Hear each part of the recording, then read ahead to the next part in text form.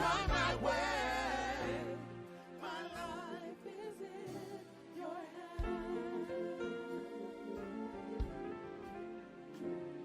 My life is in your hands. My life is in your hands. My life is in your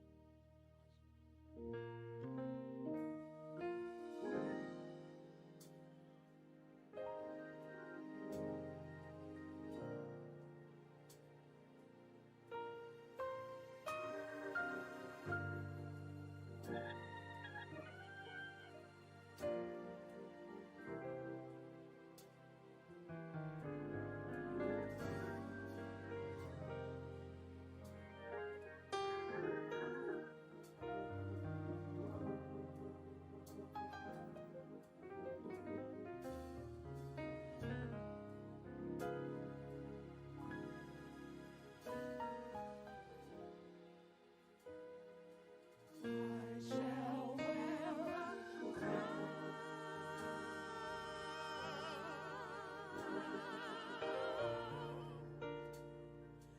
I shall wear a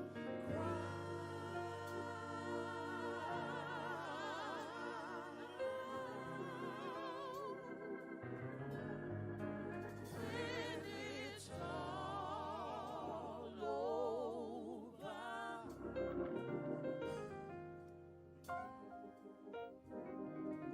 When it's all over, I shall wear a crown.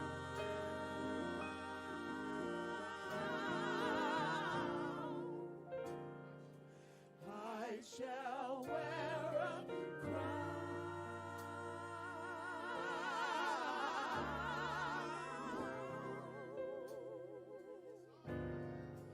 When it's all over,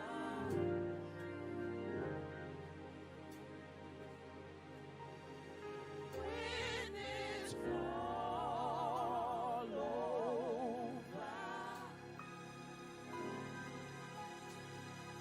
I shall see His face.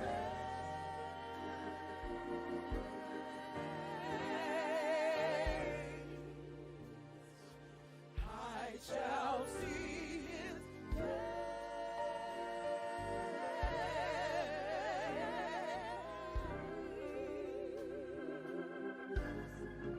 When it's all over,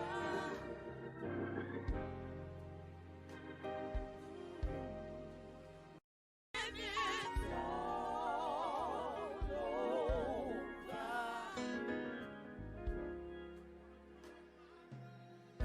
I'm going to put on my robe, tell the story how I made it over.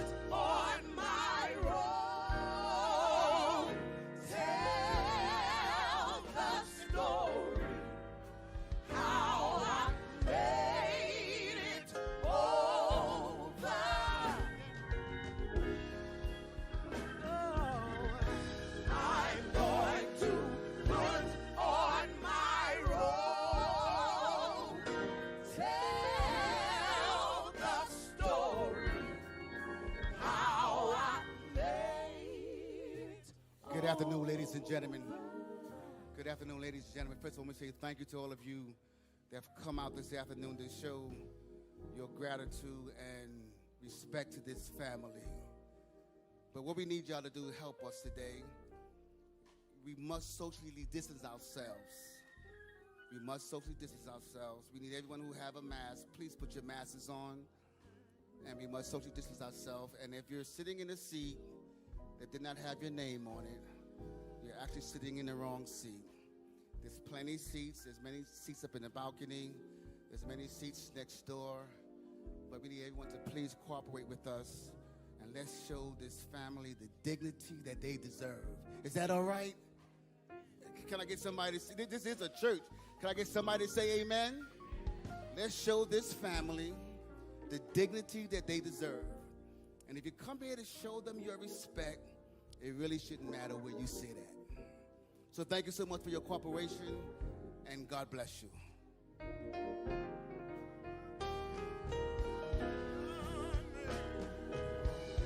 I'm going to put on my robe, tell the story, how I made it over. Hallelujah. I'm going to put on my robe, tell the story, how I made it over. I'm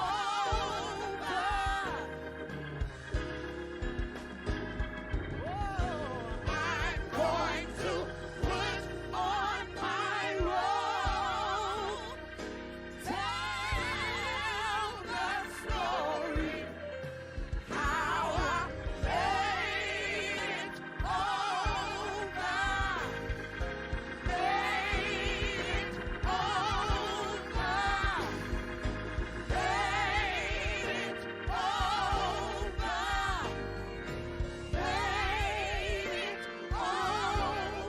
Made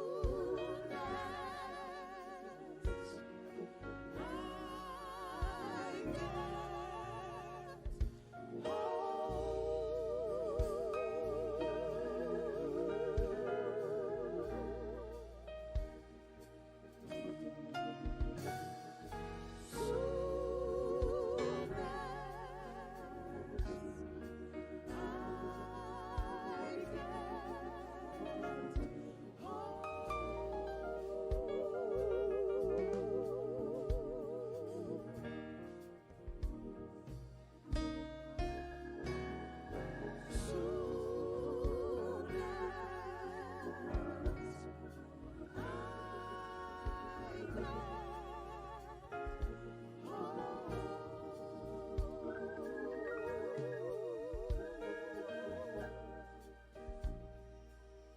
over.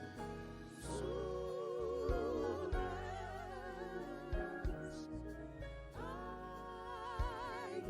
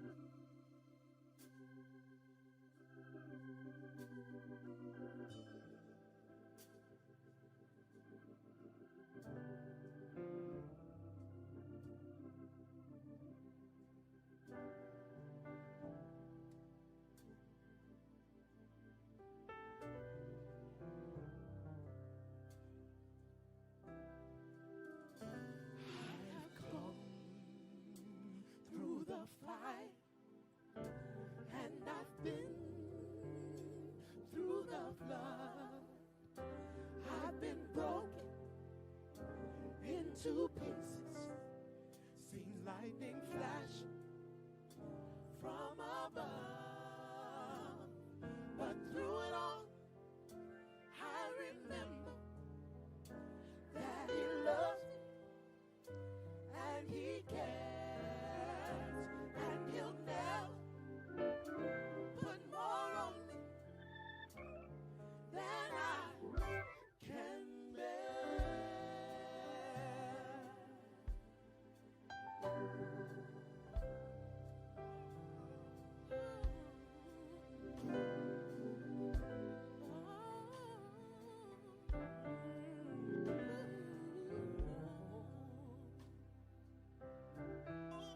I have come through the fire, and I've been through the flood. I've been broken into pieces. See Seen lightning flash from above. from above, Through it all, but through it all, I I remember that you that He loves me Lord, and you and care. He cares, And you and He'll never put more. put more on me Oh, than I can bear.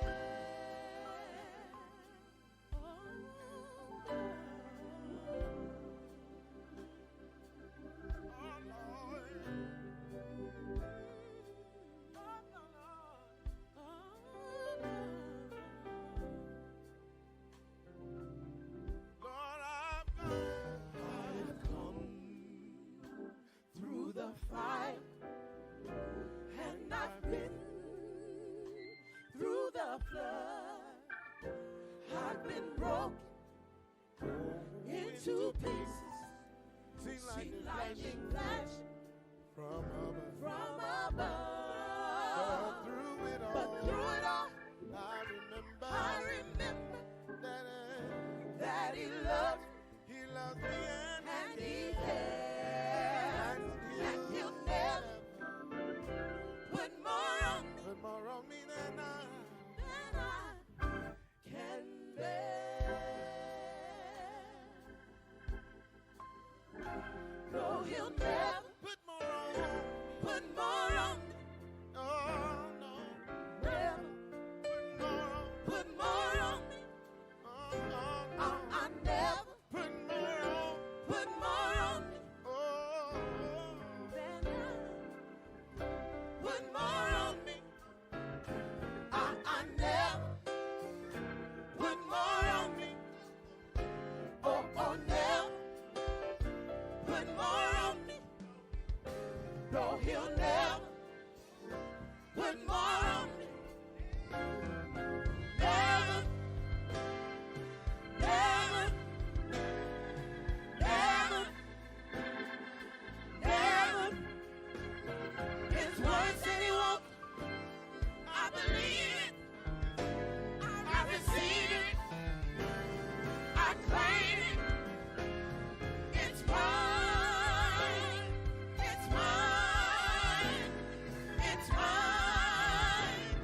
It's mine. It's mine. It's mine. It's mine. It's mine.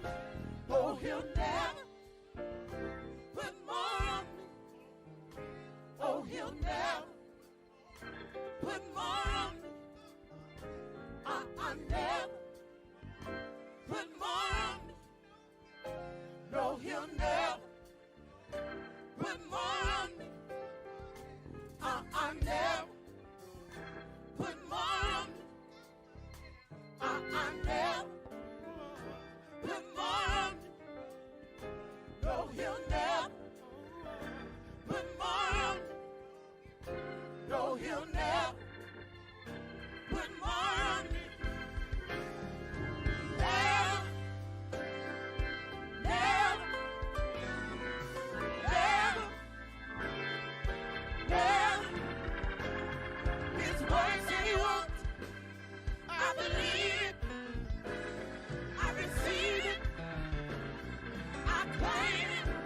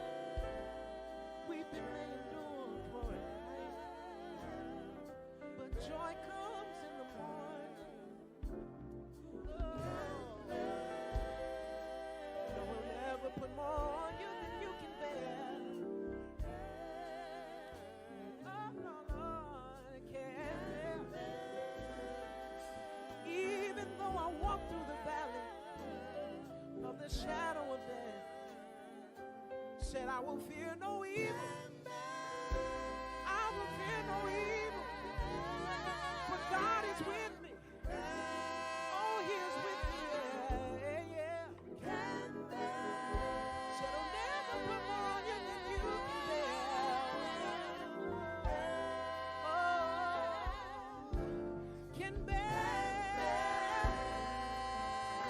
Oh, though He slay me, yet will I trust Him. Yet will I trust Him. I can bear it, 'cause He said I can. Oh, said I can bear. Oh, I can bear it, yeah, yeah. Oh, because the Lord said I can. So I'll pick up my cross and I'll lay it at His feet, Lord. Oh,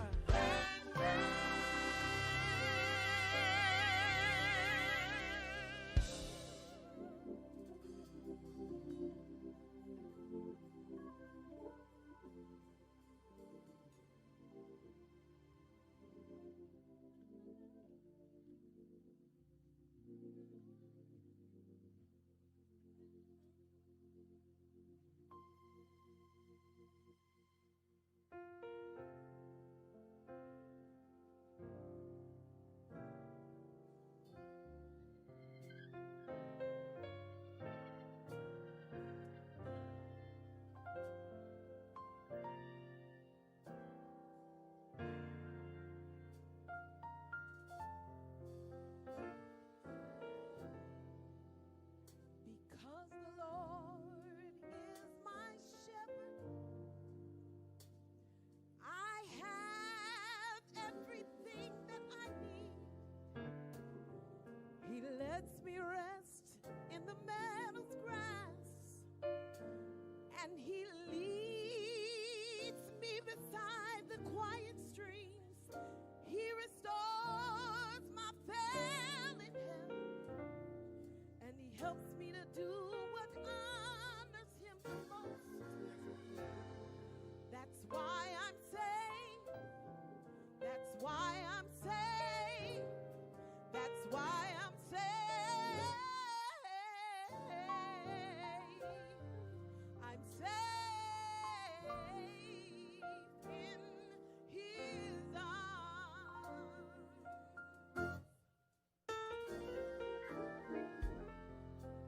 Because the Lord is my shepherd, I have everything that I need.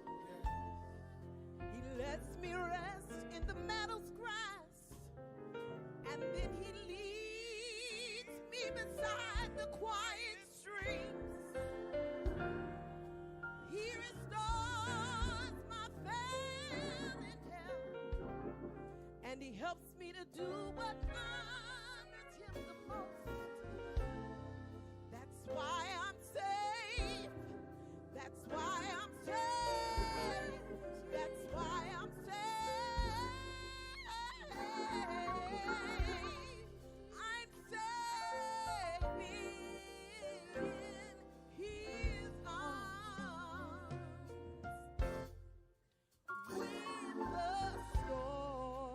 When the storm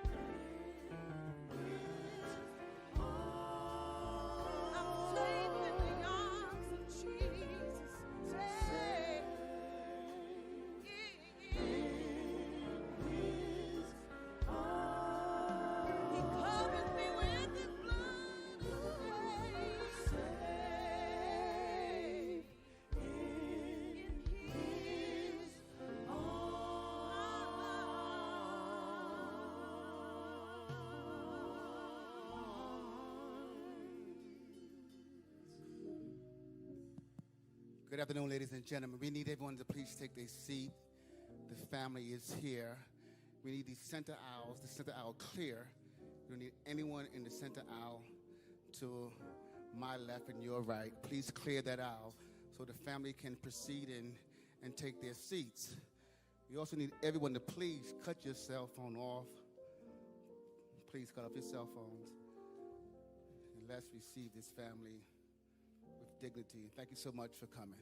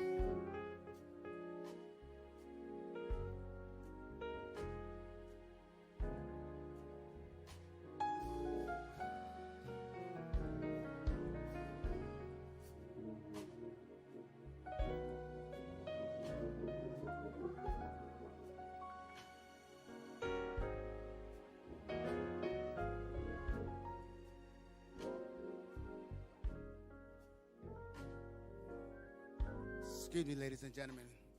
Again, we need you to socially distance yourself. It's every other seat. Please, ma'am, please, sir, if you're sitting directly next to someone, can you please socially distance yourself? Thank you so much for your cooperation. Thank you.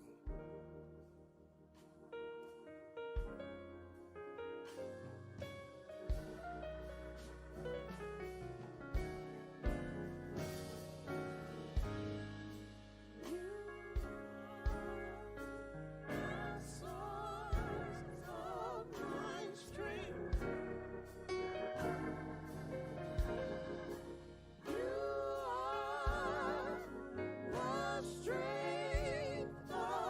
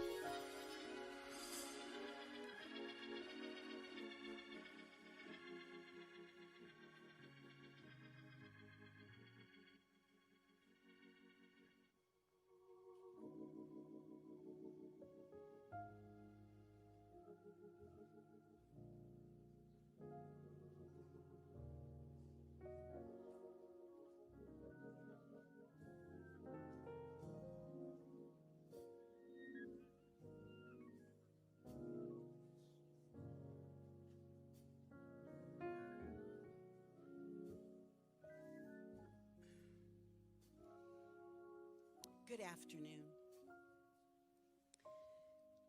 You may be seated.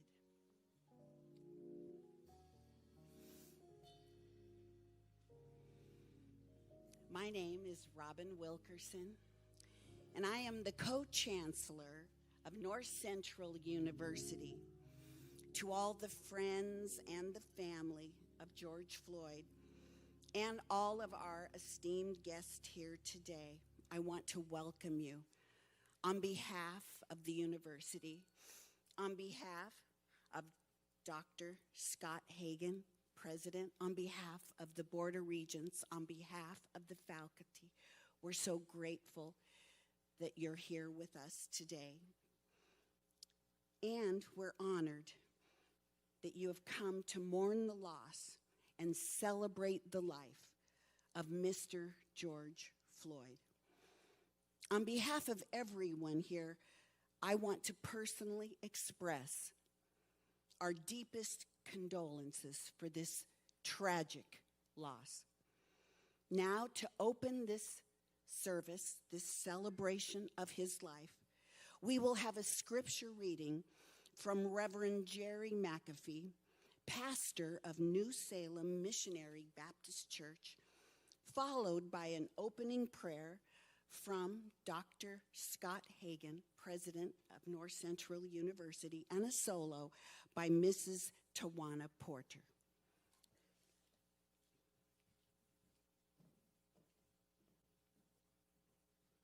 On behalf of the pastors and preachers from Minneapolis and St. Paul, the Bloods on the south side, Gangster Disciples and Vice Lords on the north side, Psalms 27.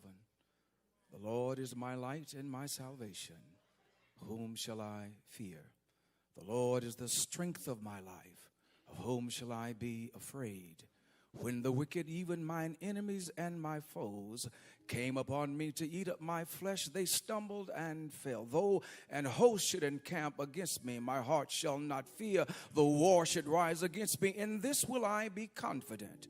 One thing have I desired of the Lord, that will I seek after, that I may dwell in the house of the Lord all the days of my life, to behold the beauty of the Lord and to inquire in his temple. For in the time of trouble he shall hide me in his pavilion.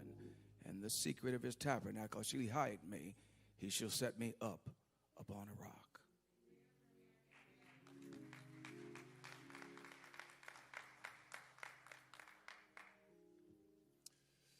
Just once again, on behalf of North Central University, I want to welcome the Floyd family to our campus. This is truly an undeserved honor for our university. I've been praying all week that this sacred space would become a table of healing for the Floyd family, for the city of Minneapolis, and for the world that is grieving beyond these walls. In just a moment, I want to offer a brief prayer. But before I offer that brief prayer, I just want to announce, as president of this school, the institution of the George Floyd Memorial Scholarship.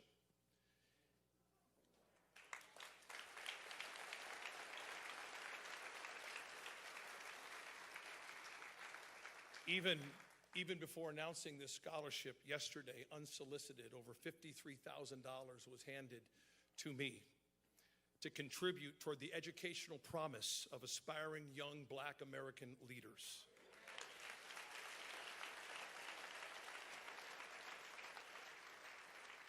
But here's what I really want to say. Far beyond North Central University, I am now challenging every university president in the United States of America to establish your own George Floyd Memorial Scholarship Fund.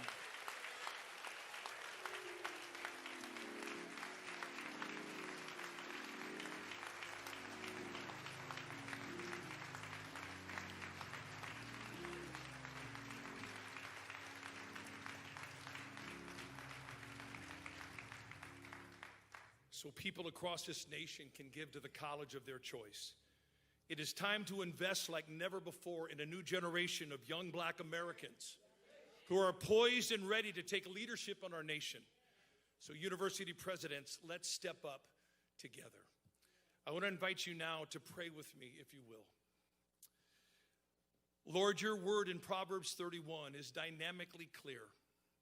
It says to speak up for those who cannot speak for themselves. Ensure justice for those being crushed.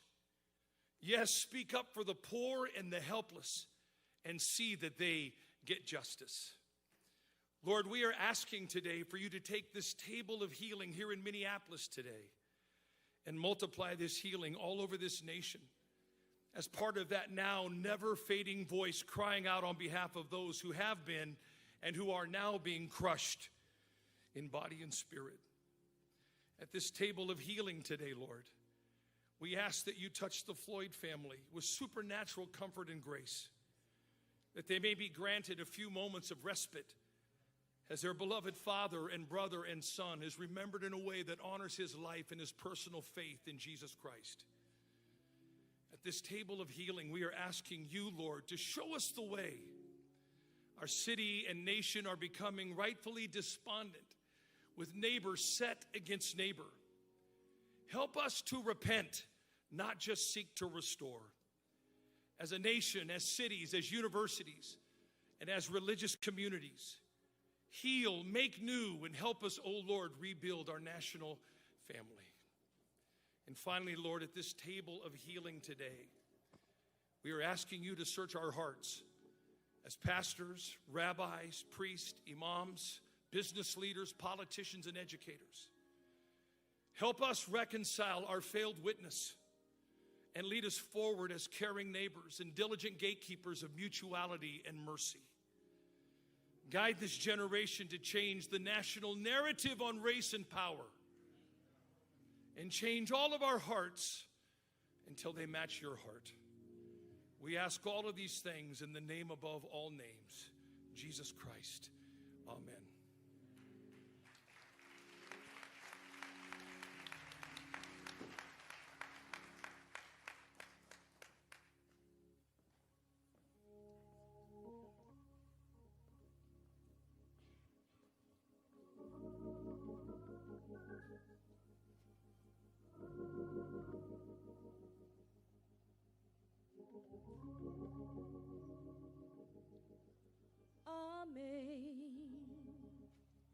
Amazing grace,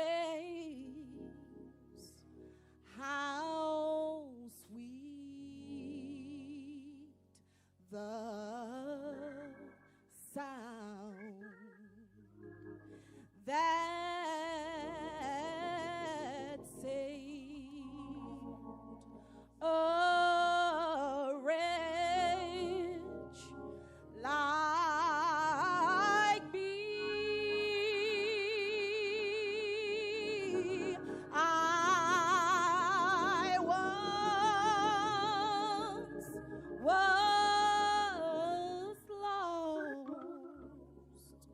but now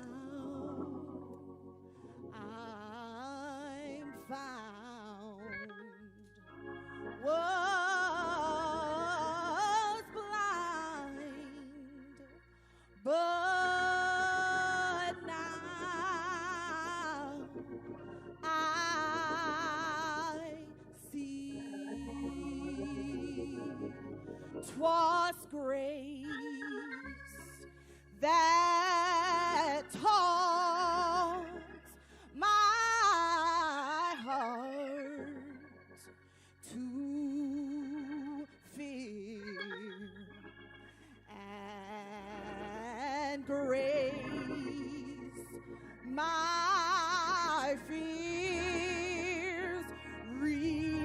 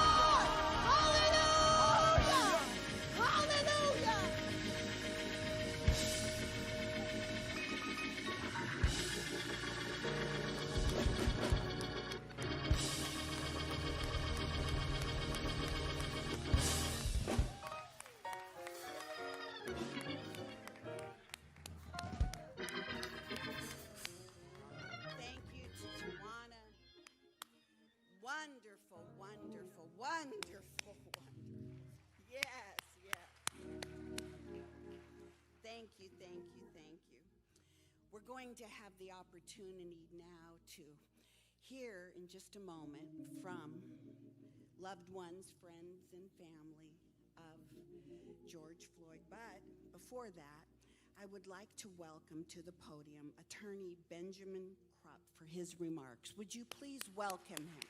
Thank you.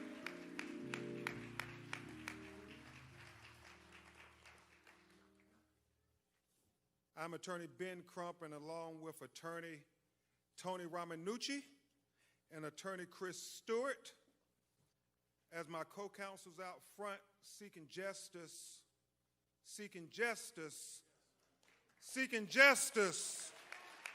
for the family of George Floyd, along with a lot of other great attorneys who are working in the background, who I will mention briefly before we bring up the ones who knew George Floyd all of his life. I want to thank lawyers towing in the vineyards like Devin Jacob, Chris O'Neill, Lee Merritt, Darrell Parks, Jasmine Rand, Bill Pentas, and Carol Powell Lexon, because you may see Tony and Chris and I, but it's a whole team of lawyers who are working, because it's going to take a united effort fighting in the courtroom and outside the courtroom to get justice for George Floyd.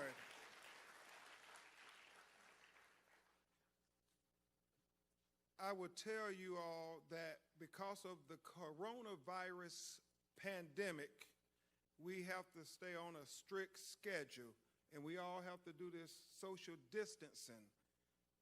But I want to just put it on the record, Reverend Al, that it was not the coronavirus pandemic that killed George Floyd. I want to make it clear on the record. Will Packard, it was that other pandemic that we're far too familiar with in America, that pandemic of racism and discrimination that killed George Floyd. So before we make a plea to justice, we feel it appropriate that you hear from the people who really knew George the boy, knew George the adolescent, knew George the man, and from whence George came. So I would ask that his brother Polonus Floyd, his brother Rodney Floyd, his cousin Sharita Tate, his nephew Brandon Williams, please come to the stage, and I would ask Attorney Tony Ramanucci and Attorney Chris Stewart to come and stand with me behind them as united they tell the world why we should celebrate the life of George Floyd. Please come up, family.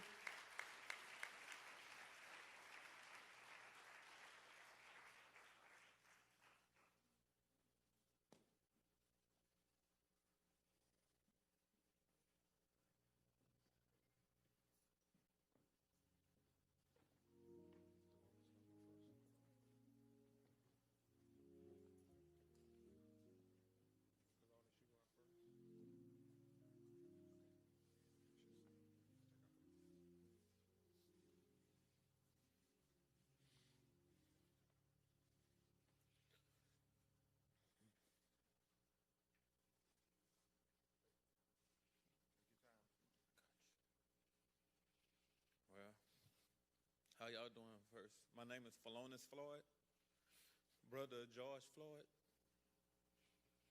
Wow. We come up together. We didn't have much. Our mom did what she could. We would sleep in the same beds, play video games together, go outside and, play catch with the football. And I used to say to myself, like, man, you can't throw. You can't throw at all. You know what I mean? Because the ball never came to me. And years down the line, because I was catching with one hand, two hands, any way you threw it, I started being able to catch it. He said, I can throw, but I just wanted you to go get the ball. The ball don't need to come to you. You need to go get the ball. But, you know, my brother, we did a lot of things together, from like talking with my mom, dancing with my mom, cooking with our mom, brothers and sisters. Man, so much. We made banana mayonnaise sandwiches together, you know. It was a family thing, you know.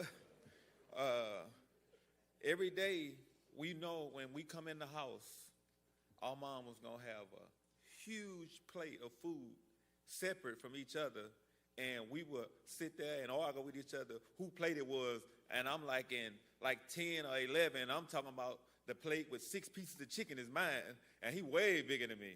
You know what I mean? He's huge. So, man, from that, being in the house with my brother, man, it was just like inspiring to other people, because my mom used to take in other kids, and most of them was George's friends, and they wanted to stay with her. They loved her, you know, and my brother, he was okay with it. So then you had 3, to me, they were grown then, because they kicked me out the room. They were 3 men, like 16, 17, they grown, sleeping in the same bed, waking up, going to the same school. And they wouldn't leave each other at all. They always wanted to be with each other at all times. I remember nights when the day before school, we didn't have a washing machine. So we would all go in and put our socks and underwear in a bathroom sink and just start washing them. If we didn't have detergent, we would use soap. But we would wash it. We were going to be clean. We were going to be clean. So we would literally, right after that, we would take the socks and hang them over the hot water heater. And we'd take the underwear and hang them over there. And we would fight about it, me and his friends and all of them. We like, no, you did it last night, because your clothes probably still be damp the next day if you don't put it on a hot water heater. So from that, and we learned a lot of stuff, but it's crazy because we didn't have a dryer. So the fastest way to dry your clothes was to put it in the oven and let it dry faster like that. So it was just, man, I love my brother, man. We had so many memories, you know, together. I remember him waking me up, telling me, hey, man, can you iron my clothes for me? And I look at him, but then I look at his size, and I say, you right, big bro, you right. You know what I mean? It was just amazing. Everywhere you go and see people, how they cling to him. They wanted to be around him. You know, George, he was like a general. Every day he walks outside, it'd be a line of people, like just like when we came in, wanting to greet him and wanted to have fun with him. Guys that was doing drugs, like smokers and homeless people, you couldn't tell, because when you spoke to George, they felt like they was the president, because that's how he made you feel. Wow. He was powerful, man. He had a way with words. He could always make you ready to jump and go all the time. Everybody loved George. We didn't call him George. We called him Perry. If you called him Perry, you knew him direct, you know what I mean? Because George was the name, everybody called him Big George, Big Floyd, you know, Georgie Porgy. He had so many different names. But I'm going to go ahead and let. Go ahead. I'm not stopping you. Go ahead. I'm just, man, it's crazy, man. All these people came to see my brother, and that's amazing to me that he touched so many people's hearts, you know, because he's been touching our hearts, you know. You come to Third Ward, where we're from, people are crying right now. That's how much they love them. You know, I'm just staying strong as I can, because I need to get it out. I need to get it out. Everybody wants justice. We want justice for George. He's going to get it. He's going to get it.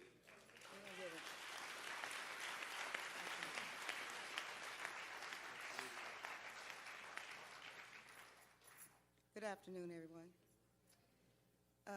I'm just going to echo some of the things that Falon has talked about, and that is that we come from a long line of large family members. Our mothers were siblings of 13, and if I can kind of fast forward a little bit, my aunt she lived in Houston, and she would always talk about being there, not having any of the siblings close to her.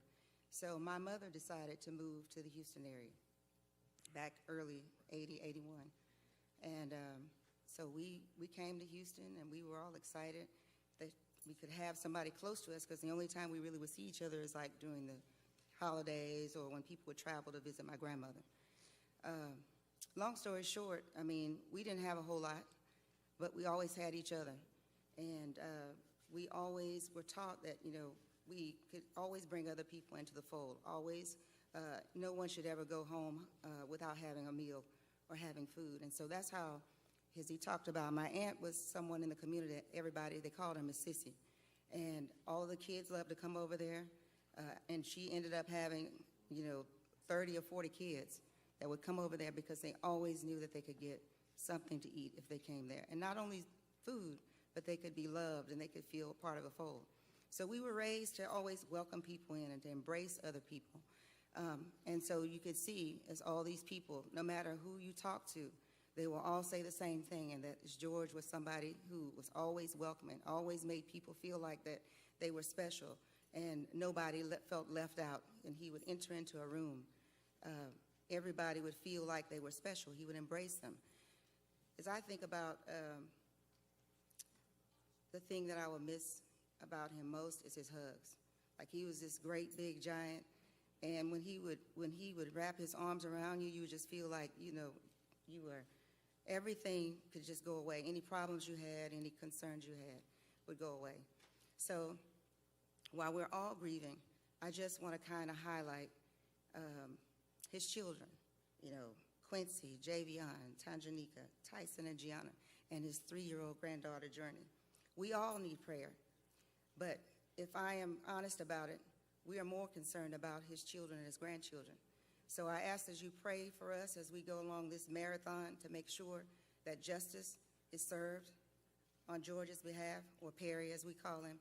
I ask that you pray for us and especially for their children. Thank you.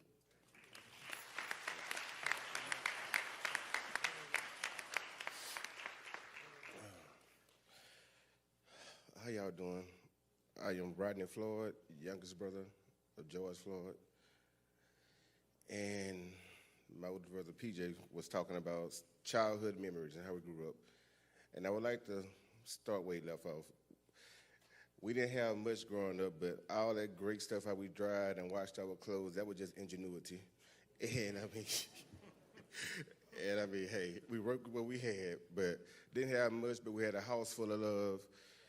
And I mean, I appreciate the love of everyone in here in the state of Minneapolis. Y'all adopted my brother and showed him so much love. And we feel that love in your city, and thankfully everybody, and plus around the world. It's a beautiful thing, this great love we're receiving. And George Floyd is receiving, because he would love it. I wish he was here in the presence, in the flesh, to see it. Because all this great unity, you would bring in the tears like it's bringing us. But she had fun remembering my brother, Big Floyd, as y'all know. Oh, cooking-wise, he would make me, honestly, him and the other brothers, 3 gentlemen my brother mentioned grew up in our house, so they would say, "Little bro, you make the best grilled cheese. Can you please go make us one?" I mean, if I tell y'all as a little 6 or 7-year-old kid, I did that numerous times. I realized as I got older, y'all just using me. But you know what? But I was just happy to be doing it. But my big brother, I mean, great guy, great gentleman, great man. And as a child, without no father figure, he was big brother, but I didn't see the little stuff they were throwing out. He was doing the best he can, and the mistakes he made, and I watching them, following him, corrected myself as a grown man, as a teenager growing up, and, learning from him how to be a man, and everything he instilled us and taught us. He was doing him, but he was teaching us how to be a man, because he was in this world already before us, and he gave us a lot of great lessons. And I mean, one thing about a man, keep the definition as is. Floyd, responsibility. He will stand up for his family and friends, and he's great at that. And I want you guys to know that he will stand up for any injustice everywhere. Whew. Can y'all please say his name?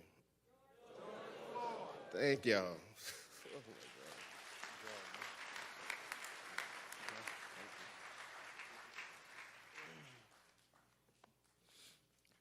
I'm Brandon Williams, George's nephew. I call him Perry. You know, we happen to share the same middle name for some reason. My mama wanted to name all of us after some of her siblings, and coincidentally, I ended up with George. Growing up, I mean, I'm a lot younger than them, but my grandmother raised me. I didn't have a father figure present in my life, so I grew up in the same house with them. And, you know, my uncles were more of a father figure in my life. And with Perry being the alpha male, you know, I gravitated to him. Coming up, I played sports.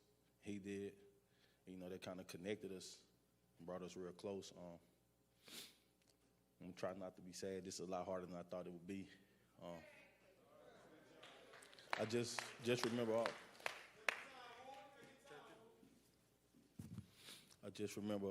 just all of the memories, man. So more than anything, I just want to say thank you to him just for being there, just being a real, genuine person, just being loving and caring and somebody I can count on no matter what. We didn't have much, but coming up, my grandmother tried her best, and wherever she slept, he picked it up for me. He made sure I had sneakers and clothes and a lot of stuff like that, and I appreciate that. I'm going to end it with a funny story about he was the biggest LeBron James fan. And I remember, I don't know if you guys are familiar with the NBA, but when the Cavaliers, they came back on the Golden State Warriors in the finals, and I remember the very first phone call, and I told him, "Unc, man, you too happy. You sound like you won a championship." And we laughed about it, and, you know, he said, "Man, you know how I feel about LeBron. I did win a championship." So, and every time we would talk, you know, I asked him, like, "Hey, how you doing, man? You good?" And he said, "I feel like I won a championship."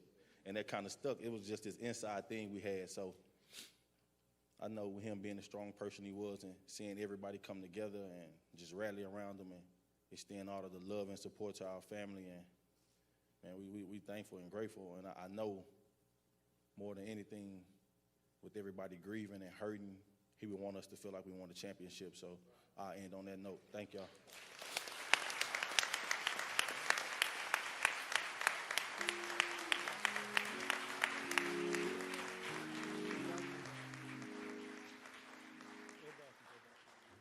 Y'all, please give his family another round of applause. Please show them love. Show them love.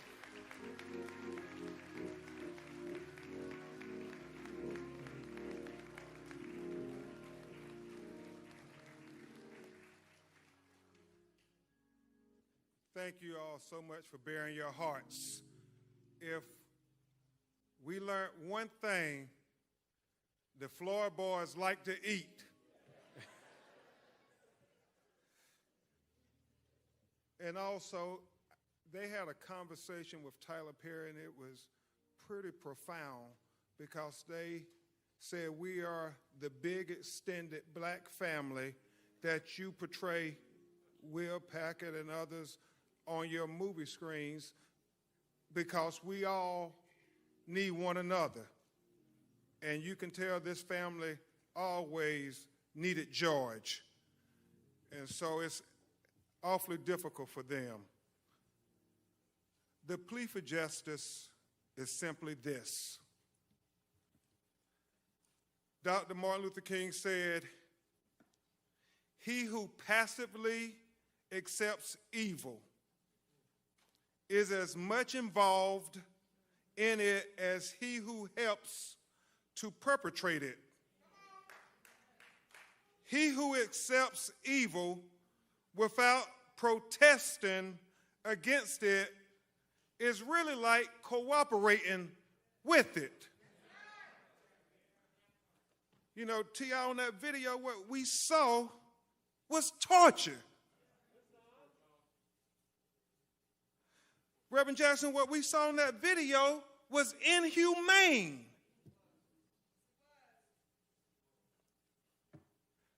Martin III, what we saw in that video was evil. And so, America, we proclaim, as we memorialize George Floyd, do not cooperate with evil.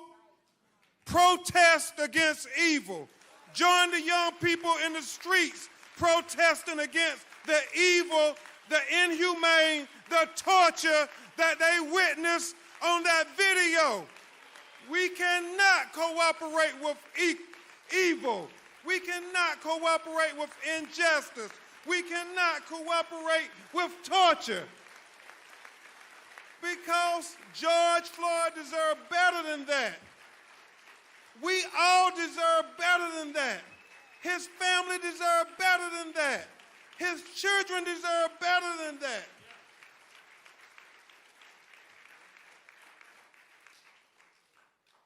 Steve, all George wanted from life is what any of us want. As Thomas Jefferson said in the Declaration of Independence, the unalienable rights endowed by our Creator, Tyrese, to life, liberty, and the pursuit to be happy on this earth. That's all George was asking for, like any and all of us.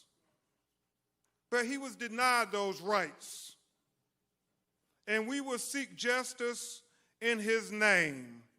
We will all united as a people who are God's children seek justice in his name.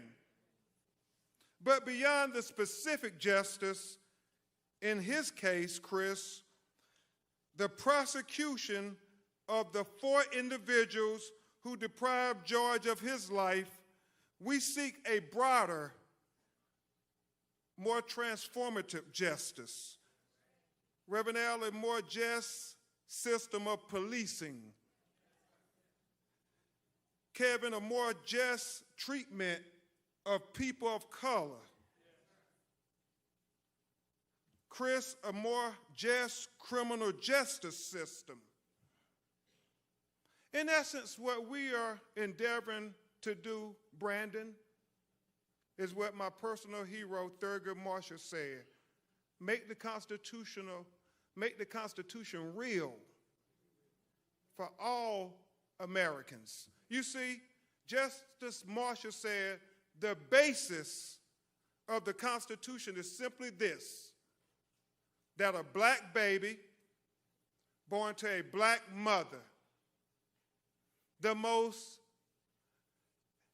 uneducated black mother, the most inarticulate black mother, the most impoverished black mother, has the same exact rights as a white baby born to a white mother, the most educated white mother, the most articulate white mother, has the most affluent white mother, just by virtue of that baby drawing its first breath as an American.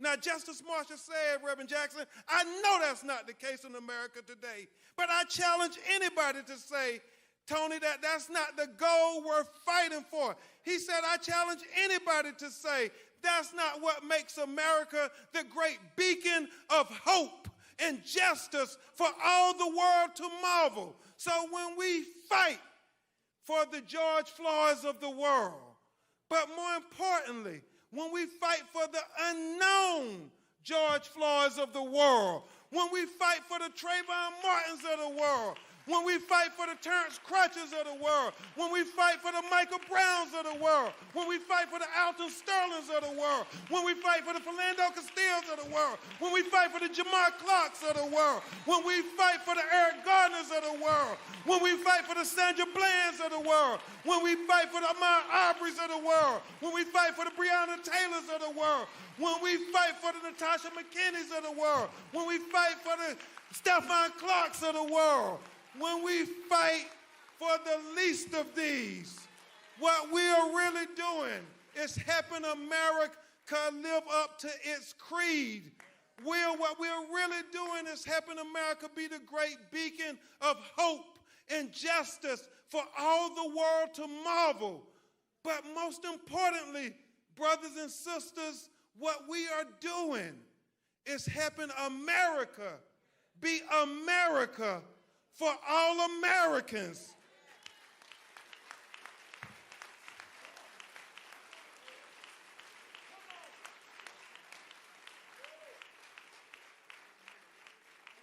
What we want, T.I., is not two justice systems in America, one for black America and one for white America.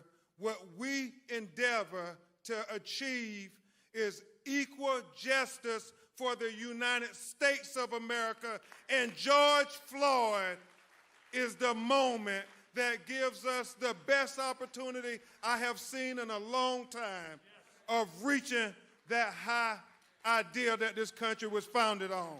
Thank you so much. This is the plea for justice. On behalf of the family, the children, we will get justice. We are committed to it. Now, I would introduce you to a man who really needs no introduction, who will eulogize George Floyd. He is a man who has fought for so many families that too many hashtags to remember. And when he gets the call, he always answers the call. Even when the cameras aren't around, even after the cameras are gone. Ask Eric Gardner's family. Ask Stephon Clark's family. Ask any of these families. The cameras have long gone, Tony, but Reverend Al continues to answer the bell when our people call. He is a leader that you see on TV commentating about our experiences, but more importantly, he is a leader who has lived our experiences. And because he have lived those experiences, that's what makes him so effective in commentating on MSNBC about our experiences. And he is going to talk about the experience of the terrible loss of somebody who should be with us today, and that is George Floyd. Please give a great round of applause for the Reverend Al Sharpton.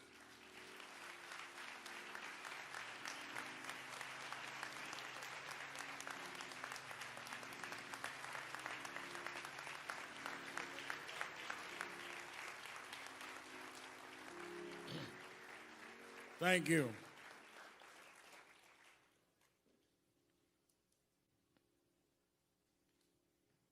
I want us to not sit here and act like we had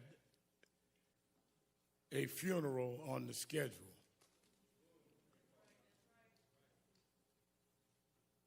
George Floyd should not be among the deceased. He did not die of common health conditions. He died of a common American criminal justice malfunction. He died because of there has not been the corrective behavior that has taught this country that if you commit a crime, it does not matter whether you wear blue jeans or a blue uniform, you must pay for the crime you commit.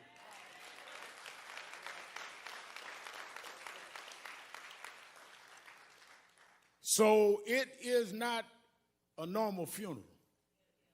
It is not a normal circumstance, but it's too common, and we need to deal with it.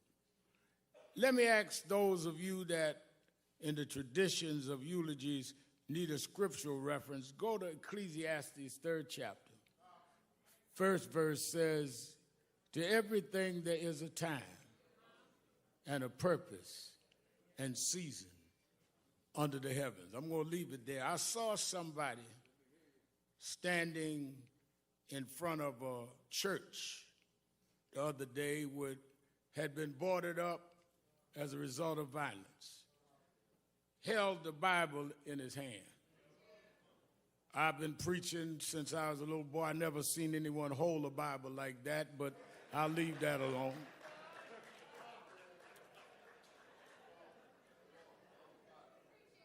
But since he held the Bible, if he's watching us today, I would like him to open that Bible.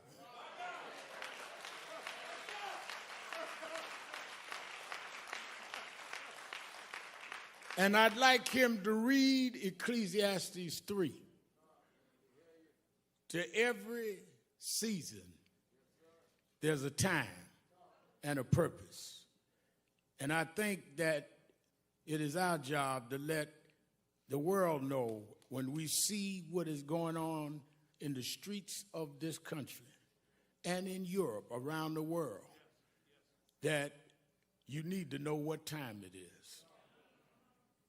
First of all, we cannot use Bibles as a prop.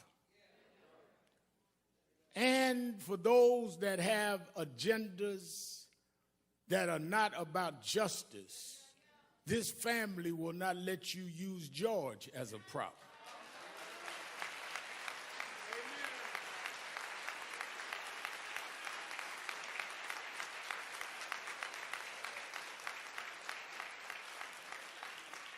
If you want to get your stuff off, don't use him. Let us stand for what is right. Because when I got the call from Attorney Crump, and usually when he calls me, it's not to find out how I'm doing. It's usually because something happened that he wants National Action Network and I to get involved. And he explained to me what was happening with this case. And I'd already heard about it in the media. And immediately I said, well, let me know what you want me to do. He said, whatever you need to do. One of the things, Martin, that I've always had to deal with is critics would say, all Al Sharpton wants is publicity. Well, that's exactly what I want. Because nobody calls me to keep a secret. People call me to blow up issues that nobody else will deal with. I'm the blow up man, and I don't apologize for that. Because you get away too much with hiding things. Honey has talked about y'all putting clothes in the oven to have your clothes dried. Well, I didn't grow up in the third world, but I grew up in Third Ward. I grew up in Brownsville, and we had roaches. Now, I know Kevin Hart and some of the rich Hollywood folk here don't know what roaches are, but we had roaches, Ludacris. And one thing I found out about roaches is that if you keep the light off, if you're in the dark, a roach will pull up to your dinner table and have a 5-course meal. So I learned that one of the ways to deal with roaches is if you cut the light on, I could run them roaches and track them down. And I've spent all my life chasing roaches all over this country.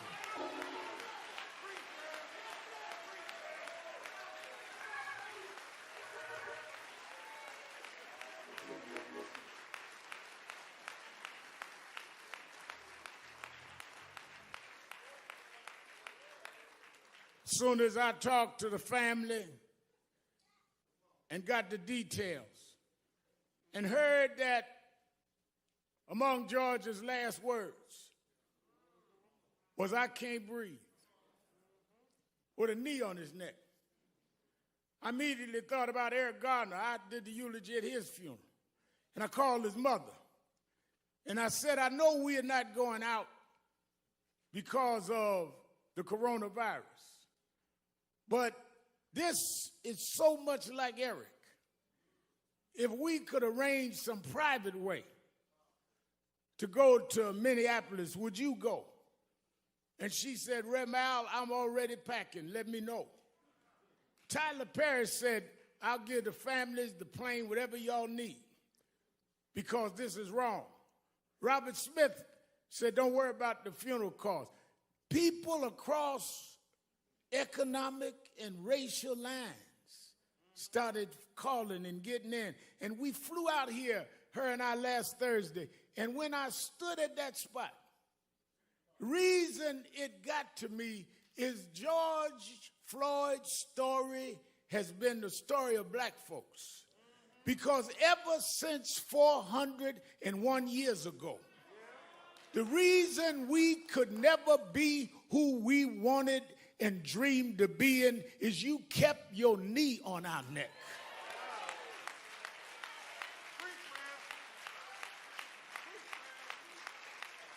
We were smarter than the underfunded schools you put us in, but you had your knee on our neck. We could run corporations and not hustle in the street, but you had your knee on our neck. We had creative skills. We could do whatever anybody else could do, but we couldn't get your knee off our neck. What happened to Floyd happens every day in this country, in education, in health services, and in every area of American life. It's time for us to stand up in George's name and say, "Get your knee off our necks."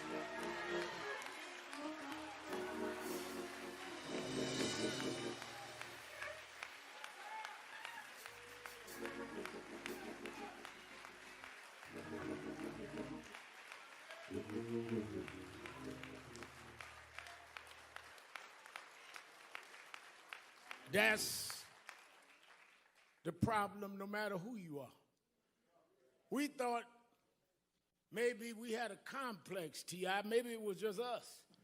But even blacks that were broke through, you kept your knee on that neck. Michael Jordan won all of these championships, and you kept digging for mess because you got to put a knee on our neck. White housewives would run home to see a black woman on TV named Oprah Winfrey, and you mess with her because you just can't take your knee off our neck. Man comes out of a single-parent home, educates himself, and rises up and becomes the president of the United States. And you ask him for his birth certificate because you can't take your knee off our neck. The reason why we're marching all over the world is we were like George. We couldn't breathe, not because there was something wrong with our lungs, but you wouldn't take your knee off our neck. We don't want no favors. Just get up off of us, and we can be and do whatever we can be.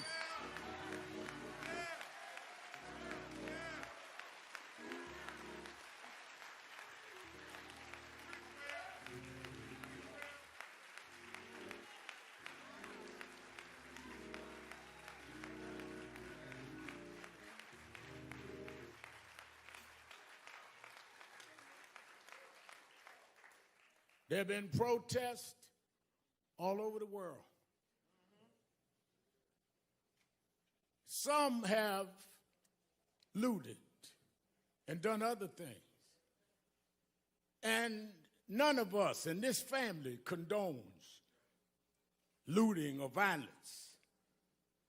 But the thing I want us to be real cognizant of is there's a difference between those calling for peace and those calling for quiet.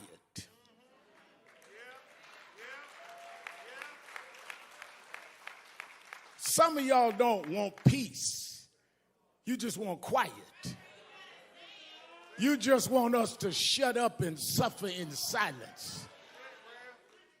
The overwhelming majority of the people marching wasn't breaking windows. They were trying to break barriers. They wasn't trying to steal nothing. They were trying to get back the justice you stole from us.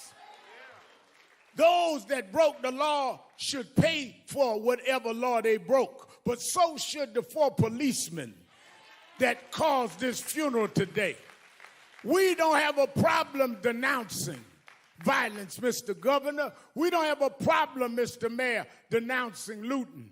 But it seems like some in the criminal justice system have a problem looking at a tape and knowing there's probable cause, and it takes a long time for you to go and do what you see that you need to do.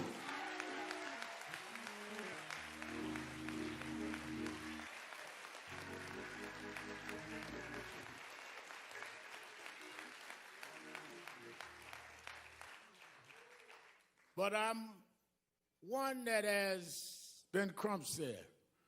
National Action Network and I have been involved in a lot of these fights we started around criminal justice. I did speeches and eulogies at most of the funerals that we've had in this space in the last couple of decades, and led the marches and did what we had to do. I look at Martin III, we went to jail together fighting these fights, like his daddy went to jail before. But I'm more hopeful today than ever. Why? Well, let me go back. Reverend Jackson always taught me, stay on your text. Go back to my text, Ecclesiastes.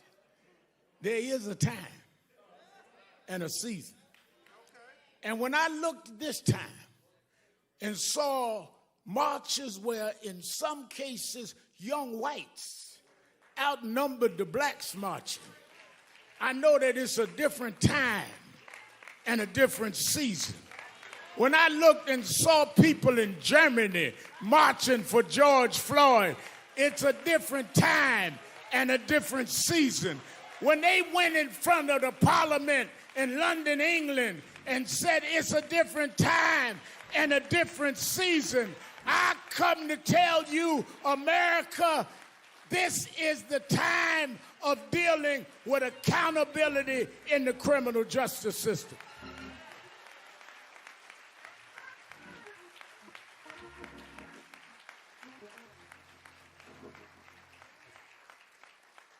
Stephen, years ago, I went to march. Now I remember a young white lady looked me right in the face and said, "Nigga, go home." But when I was here last Thursday, and Miss Carr and I was headed back to the airport, I stopped near the police station. And as I was talking to a reporter, a young white girl, she didn't look no older than 11 years old. She tagged my suit jacket. And I looked around and I braced myself. And she looked at me and said, "No justice, no peace."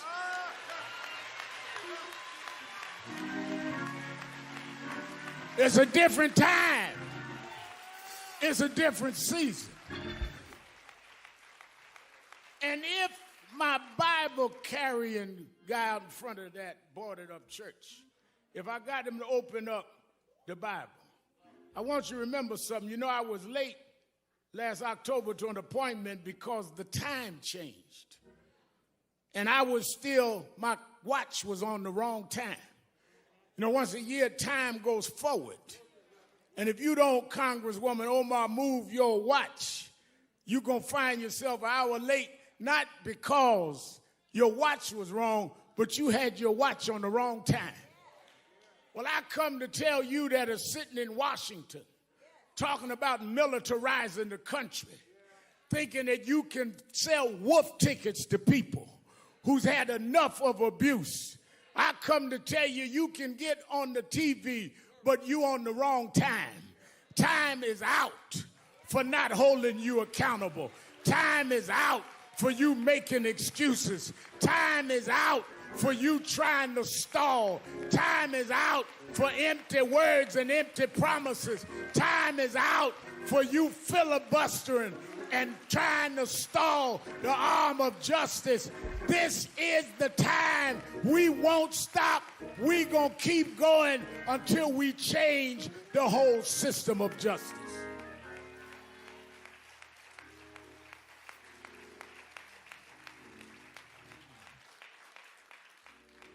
Our organizations have called this a day of mourning.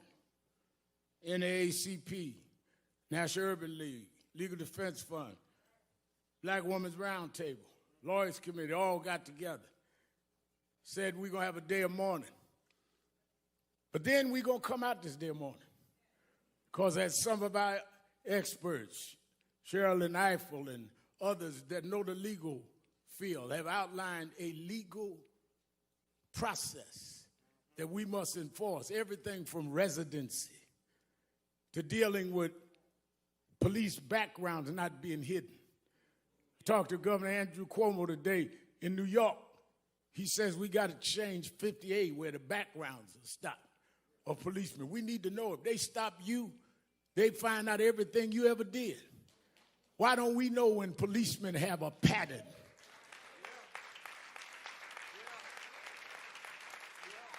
We got to go back to consent decrees. Under the Obama administration, they had put certain cities with patterns and practice under consent decrees. Reverend Jamal Bryan, I know when he was pastoring there in Baltimore, that they put it under consent decree. One of the first things that happened in the next administration was they stopped the consent decrees. We have specific policies that need to happen. Therefore, I'm glad Martin III is here today, because on August 28th, the 57th anniversary of the March on Washington, we're going back to Washington, Martin. That's where your father stood in the shadows of the Lincoln Memorial and said, I have a dream.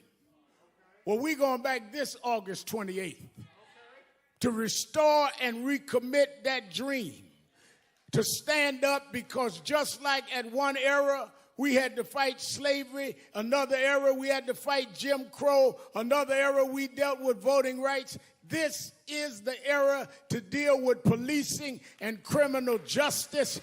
We need to go back to Washington and stand up, black, white, Latino, Arab, in the shadows of Lincoln, and tell them this is the time to stop this.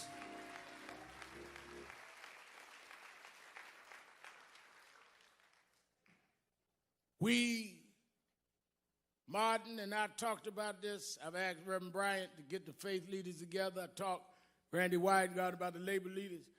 Oh no, we're going to organize in the next couple of months in every region, not only for a march, but for a new process. And it's going to be led by the Floyd family. And it's going to be led by the Garner family. And it's going to be led by those families that have suffered this and knows the pain and knows what it is to be neglected.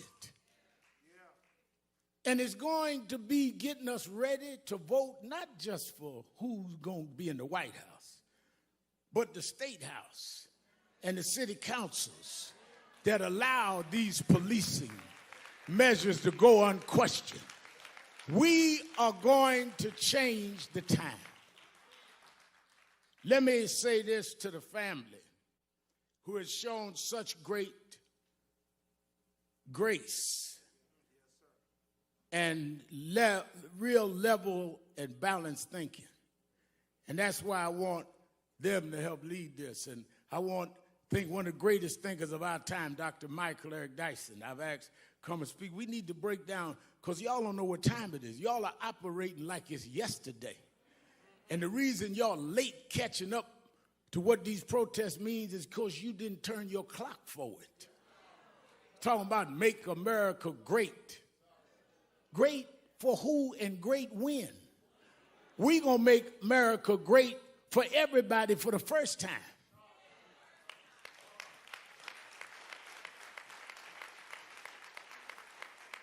Never was great for blacks.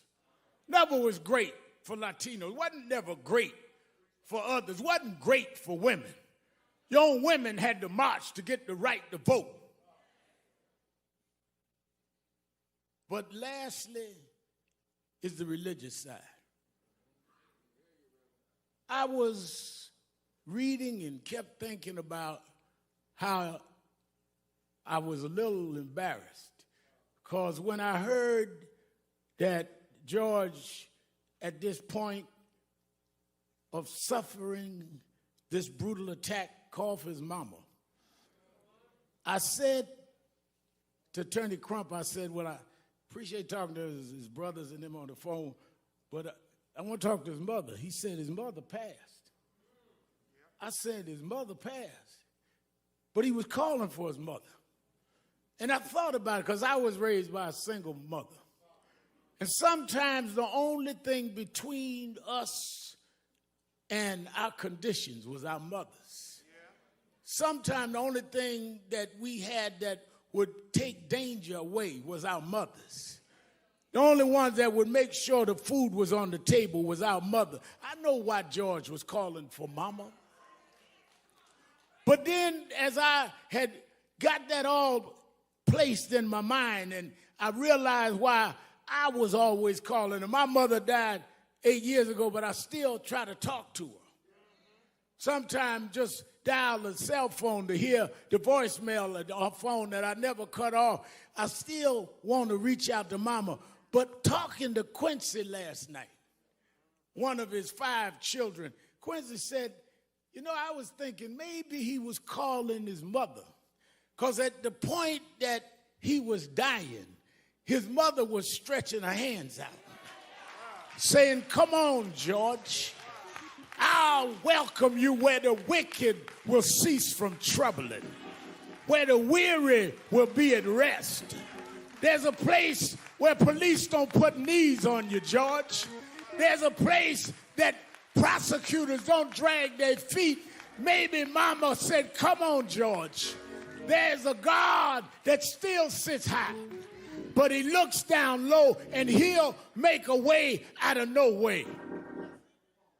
This God is still on the throne.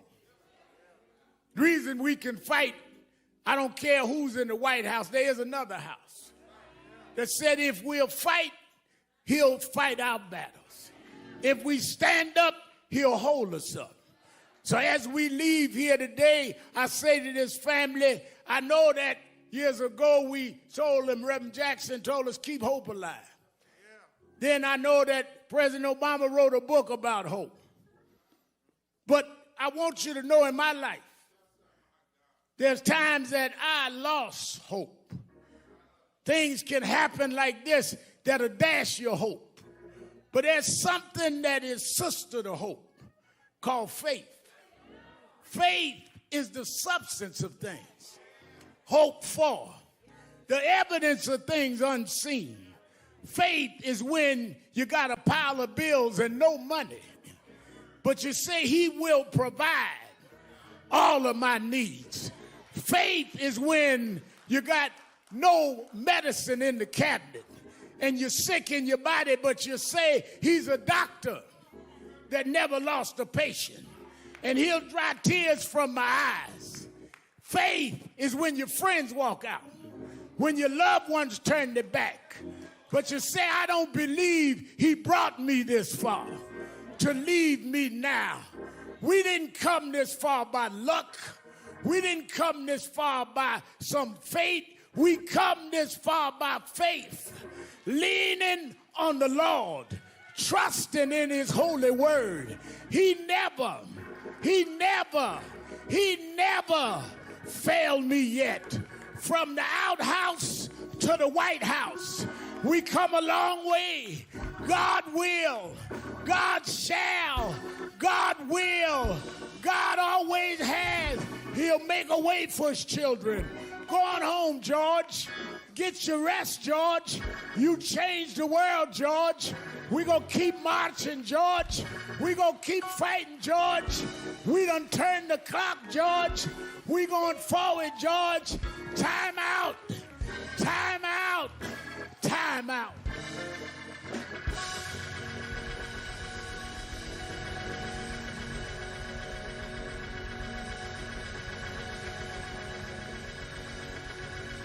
Hezekiah Walker. We ask gospel great Hezekiah Walker sing a song for the family. After which, Derek Johnson of the NAACP asked me, Attorney Crump, we're going to stand for 8 minutes and 46 seconds. Though that was the time that George was on the ground. And we want you all over the world to stand with us for 8 minutes and 46 seconds and make that commitment for justice in the name of George. I want to thank the members of the Congressional Black Caucus for being with us. Won't you stand?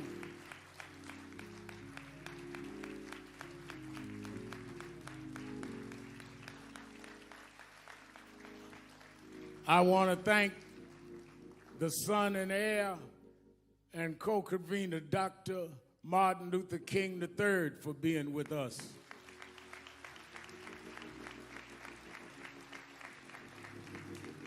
I want to thank the mayor and the governor and their brides for being with the family. Senator Amy Klobuchar of the state of Minnesota. I want to thank my mentor and one who's fought this fight for more than a half a century. Reverend Jesse Lewis Jackson is with us. And his spokesman for Rainbow Push, John